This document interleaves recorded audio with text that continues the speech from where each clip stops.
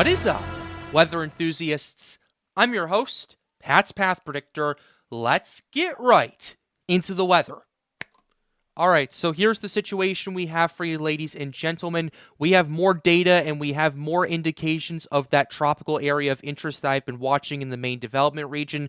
This area is looking more and more likely that it's going to develop and impact the Lesser Antilles, the Greater Antilles, the Bahamas, potentially all the way up to the East Coast if models start to shift that far. And we also have more conditions that we're going to be talking to you today as the operational runs are finally starting to catch up. So we're going to go ahead and get right into it right here. So starting off right here, this is the European ensemble. What I have pulled up for you is the 12Z from yesterday. We're going to be going over this and then the ZeroZ run, and then we're going to be going over a little bit of the GFS and then the operational runs, and then we'll start talking about conditions. So here's what we have going on for the 12Z right here as we go ahead and zoom in. This is now 96 hours out. The tropical wave that's currently about to come off the coast of Africa is going to be starting to potentially develop, and you have a huge amount of lows here in the main development region, the central MDR southwest of the Cabo Verde Islands. I actually want to go ahead and go back to satellite just to kind of show you this right here, and we're going to go ahead and move over to the eastern Atlantic. And as you can see right here, what we have for you, this is a pretty big tropical wave. This is the tropical wave we're watching right here that's currently over Mali, about to cross into Senegal. So that's going to be coming off the coast of Africa in the next day or so. It's really looks pretty beautiful. It looks pretty healthy right here. But I do want to stress something very important right here. It is that once this system starts to cross into the water, the convection is going to start decreasing very quickly, and then you might kind of see a back off of the models for another day or so. That is known as the splashdown effect. So pretty much whenever a tropical wave comes off the coast of Africa, it kind of starts to weaken a little bit in terms of convection. It's still relatively healthy. That doesn't mean it's an unhealthy wave. It just means that a lot of the convection that you would usually get from land-based synoptic and mesoscale forcings would kind of no longer be persistent, and now it's kind of have to use theta E and use the warm waters to kind of get its convection. So I want to kind of preface that very quickly, because if you do start to see drop-offs in the runs, that's kind of due to the splashdown effect. This is something we noticed last year here on the Pat's Path Predictor channel. We noticed that with Beryl. We noticed that with Helene, we noticed that with Milton, we noticed that with a lot of other tropical systems that have come off the coast of Africa as well, especially Debbie as well. So I wanted to go ahead and preface that before we dive deeper into the ensembles. So shifting over now, we're going to go ahead and go to 120 hours out right here. So here's what we have for you right here. You're already looking at quite a bit of power with some of these ensembles, but still very, very concentrated. 25 plus ensembles out of the 30 that the European provides are calling for the system to start organizing in the main development region. And that is a very concerning sign if you're looking at that right here. The runs have not stopped. They have not slowed down in the slightest, maybe in terms of its intensity, maybe in terms of its power, but in terms of its the amount of ensembles, in terms of the track, it hasn't really slowed down that much. But now we can go ahead and go to 6 days out to kind of show you what's going on with that. And 6 days out, man, oh man, this is getting more and more concentrated by the day, and you're noticing there's more and more power associated with this. Before, we were looking like 30 to 40 knots on average. Now we're seeing a lot more 40, 50 knots. That's relatively strong tropical storm strength at that current point, and you're seeing 1,008, 1,004, 1,001 in a lot of these ensembles as well. A lot of the lows remain relatively weak, but ultimately, what you're seeing with this is you're noticing the wind speeds are increasing, and you're noticing just how concentrated these ensembles are, and that's something you got to take very, very seriously moving forward, especially if you're in the Lesser Antilles, Puerto Rico, and Hispaniola right here as we go to 168 hours out. 168 hours out, system greatly picks up in speed, and it kind of starts to spread out a bit. But look at this. We have a sub 1,000 millibar low right here in a couple of the ensembles, 998. That's about 50 to 60 knots right here. That's about 60 to 70 miles per hour of a tropical storm. And that lone ensemble does impact Dominica right here, but the majority of the ensembles really have this impact in the Leeward Islands and heading towards Puerto Rico as a tropical depression or tropical storm. So that's something you're going to want to take very seriously and something you're going to have to pay attention to if you're in these Antilles Islands. Shifting over to 192 hours out, you're noticing a bit more of a split in the models right here. Now, granted, you are noticing more power with this, but you're noticing a bit more of a shift to the north. At least the more northern and weaker runs do have this kind of missing out to sea, but the majority of the ensembles at the 12Z still want this to kind of impact Hispaniola, Puerto Rico, potentially head to the Bahamas. You have a couple of ensembles further to the south, around 994, 988, that do enter the Caribbean, but you're going to want to keep that in mind. I'm noticing as well that with this and the ZeroZ, a shift back more so towards the north, so you're going to want to pay attention to that, especially as this ridge over here in the United States starts to head towards the Atlantic and maybe screws with the steering currents a bit and allows for a more a northwestward to westward track going forward. Now going ahead and going back to 9 days out with this, you're noticing more of these runs start going out to sea, but you still have quite a lot of them impacting the Bahamas, Hispaniola, heading towards land as well, so you're going to want to pay attention to that, and still a pretty concentrated signal regardless of that. There's just more uncertainty in regards to the track and intensity because of how far out it is, so that is something you want to keep in mind. And then going out to 10 days right here, 10 days, you're noticing a lot more power with a lot of these ensembles right here, folks, and that's something you're going to want to pay attention to. Look at this. We'll go ahead and zoom in very quickly just to show you. 975, 987, 981, 1002 right here, 995, 999, 998 with another system. So you're noticing more power with these systems as well, more power with these ensembles. It's still very concentrated, don't get me wrong. It's just you have to keep that in mind. You have to pay attention to how these systems and kind of how these ensembles do track. So that's something to pay attention to. So with that being said, though, we can go ahead and shift over to the ZeroZ because there have been some interesting changes with this as well. Let's go ahead and go to ZeroZ and go to about 96 hours out again. ZeroZ, definitely seeing that concentrated signal in the MDR southwest of the Cabo Verdes as time goes on, and as this starts to head further to the west, you do notice a bit of a drop-off in terms of its intensity right there, but you're still noticing a pretty concentrated signal, at least compared to the 12Z right here. And you're noticing the runs do start to shift further to the north. And you're noticing as well, you're noticing kind of similar to the 12Z, you have more of these 40 to 50 knot winds with some of these ensembles that are happening, and you're noticing that shift more so towards the north, even now compared to what we were seeing previously. And going to 6 days out for you, yeah, you're noticing how it's now starting to make a beeline towards the Lesser Antilles, towards the Leeward Islands. You do notice a bit more of a spread in the models, I will say that for you. You're noticing kind of a spread. Some of them have it heading towards the Caribbean. It's more spread out than what we saw with the 12Z. The 12Z was very concentrated, but we're noticing more spread out runs right here. You're going to want to keep a very close eye on it. That's why if you're anywhere in the Lesser Antilles, you need to be watching this because there is still a little bit of uncertainty as to where the system is going to go. It looks to me that the Leeward Islands, like the areas from like Guadalupe up to the north, are going to be the most at risk. Same with Puerto Rico as well. But if you're in the Windward Islands, like pretty much Dominica and areas south of there, you're going to want to pay attention regardless because of kind of how these ensembles have kind of split off a little bit.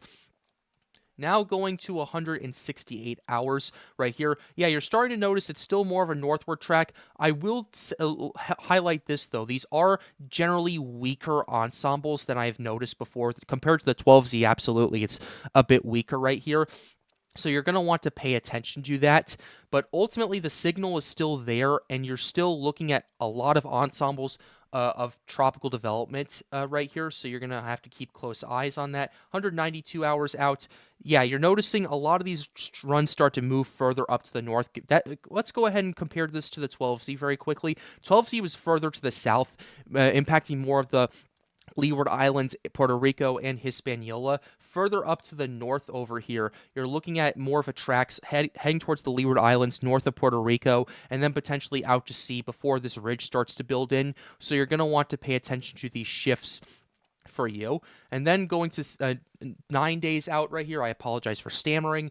9 days out, you're noticing it's still pretty concentrated, actually. Not as much power as what we've seen previously, but what it looks is what's going to be happening is, and I've said this in yesterday's video, it doesn't look like the system's going to organize and start strengthening right away. It's going to take its time to organize, develop, potentially as it heads towards and gets close to the Leeward Islands, and then after that, as it moves into better conditions, it's going to start strengthening from there. So that's something you need to pay attention to and something you need to watch out for if you're in the Bahamas, if you're in the Greater Antilles, and all those areas as well. And lastly, let's go ahead and go to 10 days out.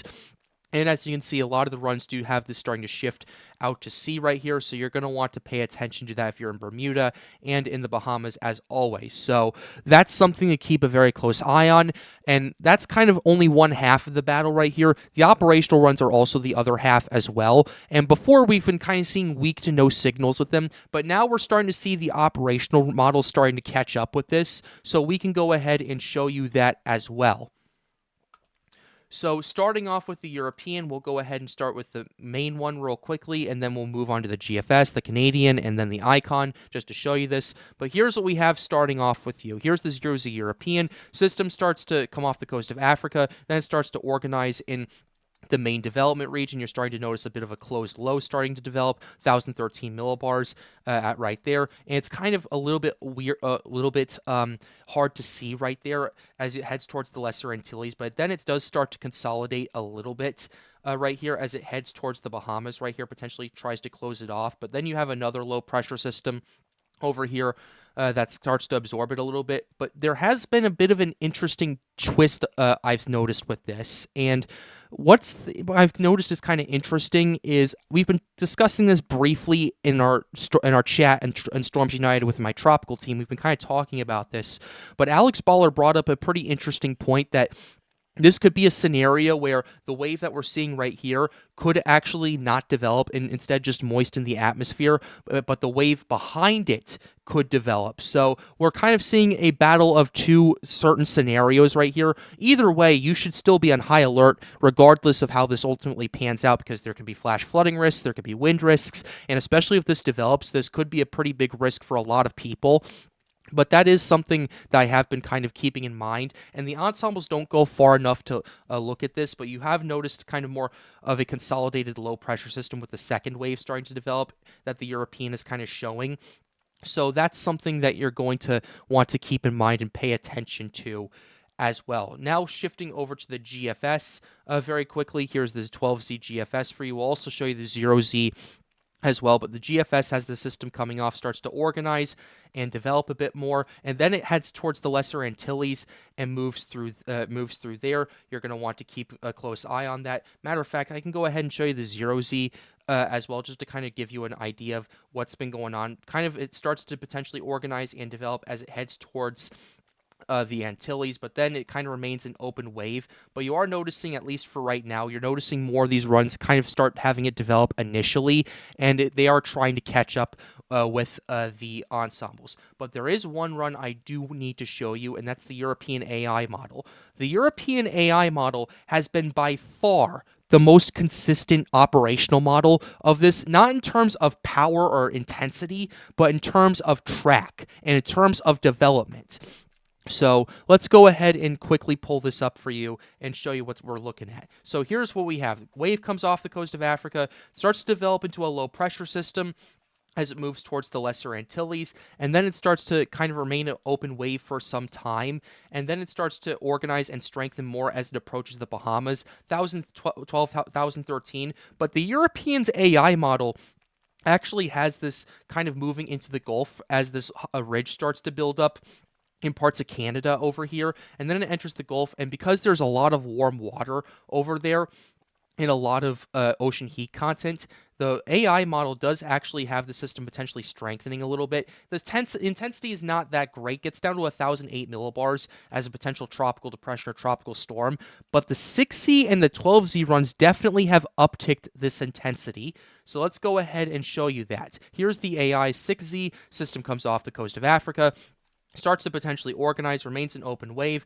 and then it heads towards the Bahamas. It gets a closed low, tropical depression potentially, but then it enters the Gulf, and then it starts to kind of push a bit further to the south. You're noticing this high pressure system in the Carolinas and Georgia right here that pushes it further to the south, strengthens up to 1,004 millibar tropical storm before it moves and makes landfall in Texas potentially. But granted, this is like 300 plus hours out. This is pretty outlandish right here. But the fact that the AI model has remained pretty consistent is something I need to note for you guys. So now we can go ahead and pull up the 12Z run, and the 12Z is kind of the catalyst of all of this. So the 12Z has the system organizing, then it remains an open wave, and then it heads towards the Bahamas, really closes itself off up to a tropical depression, kind of makes landfall in Florida, near Miami actually, and then it enters the Florida Keys, then it enters the Gulf, and then it starts to strengthen it. The AI run actually has the system really intensifying at the 12Z once it reaches the Gulf. Now granted, this is 300 hours out, so please take it with a grain of salt, but then the AI model does have the system as a hurricane as it potentially crashes into Louisiana. Now granted, this is 14 days out. This is 2 weeks out. This is August 10th by the time we get to this point. But the fact that we are seeing this and the fact that we're seeing the consistency of the AI model does make me think, okay, they're seeing something that that the other models aren't. And I know the AI's ensembles have really upticked and have really been consistent with this signal. So that's something to pay attention to as well. So that's your AI run. Let's go ahead and show you the Canadian as well. Here's the Canadian model. Has the system starting to organize and develop. You're noticing it does have a closed off low in the MDR, and it remains kind of open and closed, but you're noticing the signal is still there with the Canadian, and definitely it's showing that the operational is catching up to the ensembles. And even as it approaches Florida, you're noticing a bit of a closed low with that energy and with that signal. So that is something you're going to want to pay attention to. Last thing I do want to go ahead and show you is the icon. Icon's been pretty interesting with this as well. Here's what we have.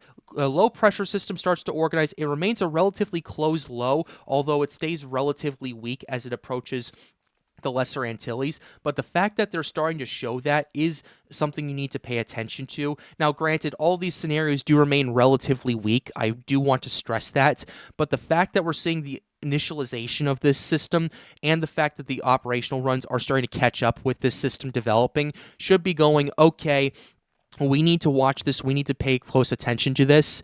And I know the NHC hasn't tagged this as an area of interest. There's two probable reasons, in my opinion, that they haven't done this, and I can kind of understand why. Number one, it's a bit far out. Kostet was actually talking about this in Storms United. He was making the point that they're probably waiting until development is more likely about a week out before they tag it as an area of interest, and that's kind of where I'm leaning with this. But even still, with the operational runs catching up to the ensembles, that time is going to be sooner rather than later. And the second guess, and this is probably the more likely scenario, is they're waiting for more data and information with this, so you're going to want to pay attention to that. But I do want to go ahead and very quickly show you the conditions that the system's going to be going through. I do not think dry air is going to be as big of an issue. As I've said in the last couple of videos, it's going to get mixed out. But we can go ahead and show you the wind shear to kind of see, okay, how is this going to pan out? So looking at wind shear right here, across much of the tropics, it's relatively weak. And this is 3 days out right here. In the MDR, you do have a little bit of wind shear over here, but I wouldn't be too worried about that, as this is where the system's going to start potentially organizing right here. The shear is going to stay to the north of this system right here. And as you head towards the Caribbean, but the Atlantic Basin, there's relatively weak wind shear. In fact, there's relatively weak wind shear everywhere in these runs right here. So that's something to pay attention to. Like, we're noticing like a weak shear pattern, pretty decent moisture. You have plenty of warm water, obviously, with this. And all the conditions really are there for this to develop. Now, granted, it's going to take its time. to develop. I don't expect it to enter the MDR and then organize and intensify right away over there before it heads towards the Antilles. My guess is if it does do that, it's going to end up organizing and intensifying as it gets closer to the Leeward Islands instead of like right as it starts organizing. So that's something we're going to have to continue to pay attention to here on the Pat's Path Predictor channel. But with that being said, we're going to go ahead and close the video out right here. I really hope you enjoyed it. Be sure to leave a like and subscribe to the channel if you are new. The goal, as always, is to get more people engaged with weather. If you want to help out, hang out, or ask us questions, join the Storms Unite Discord server. The link to that is in the end screen. And with that being said, have a wonderful day, guys. Stay safe.